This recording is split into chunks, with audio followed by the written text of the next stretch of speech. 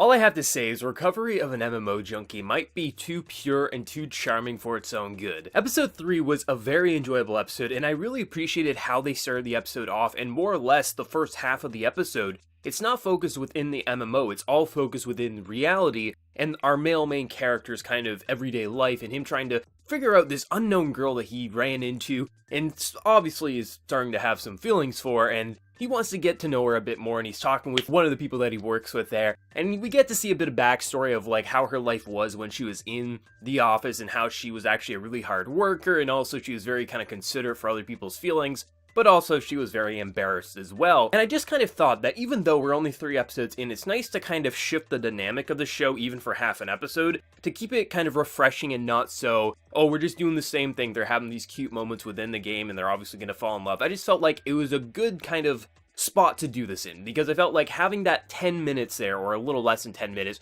of just focusing on a different character for the majority of it, because for the most part, we've been focusing on this girl, our female main character here, so I thought it was nice to see a bit more of him, and just kind of like how he's feeling, but at the same time, like when we did shift back into the game content, I thought it was just as enjoyable as all the other stuff. I mean, literally, you can just tell like how happy she is, because she feels like, oh, I know, I gave this really hot guy this amazing email, I declined his invitation in a very polite way, everything's perfect, and you can just see how cheerful she is going to the supermarket, and then one of the cashiers who always recognizes her is just like, man, she seems way more happy, which it definitely feels like he might have a crush on her based on the blushing and things like that, but then again, it might just be, you know, some random one-off thing. But I thought it was very humorous, like, she just got so happy over this entire thing, and it's very charming to see, but also, it leads me to believe that cashier might be one of the party members that she plays with based on the fact that he recognized the game card, or maybe he's just a random player she hasn't met yet, but I feel like this cashier is going to play an important factor as the show goes on. I don't know how much of an important factor,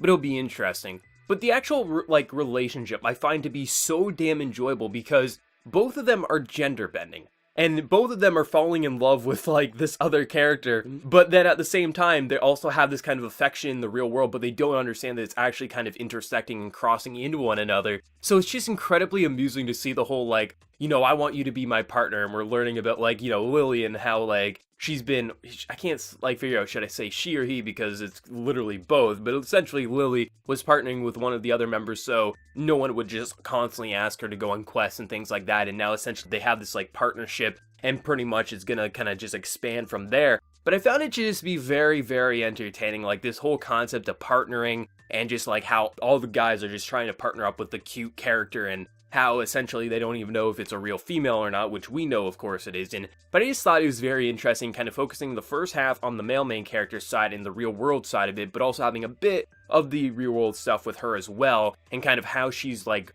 really, like, this interaction in the real world has kind of like sparked her life and kind of gave her a bit of energy, and I really hope we continue to see more of that. But at the same time, all this stuff with the in-game stuff, it's honestly progressing at a fairly fast pace. You know, this is going to be 11 episode or 10 episode season. I think it's 10 episodes. So we don't have a lot of time, but at the same time, I would expect this to be kind of slower in pace, like not a very slow burn, but I wouldn't expect everything to be moving along as fastly as it is. And because it is, I really, really appreciate it, and I think it leads to all this comedy, all of this charm just feeling a bit more natural. It doesn't feel like we're trying to drag things out so we can get 30 episodes out of this concept here. I just think overall they're doing a pretty good job. I really do hope that we'll see more kind of like crossing paths in reality with them, because I think that stuff is the most interesting to me, but I do like how they incorporate the game mechanics into their interactions, and how sweet and innocent it truly is. I just think overall the art design has just been very, very funny for this. It really brings out a lot of the charm of this show, and I really can't wait to see where episode 4 is going to go from here, but let me know your thoughts. What did you think of the overall episode and the kind of shift that it took with the first half? Did you enjoy it, or did you absolutely hate it? Let me know your thoughts, and before you leave, smack that like button to show your support. If you're new to the channel, be sure to subscribe. So until next time everyone, please take care and have a good one.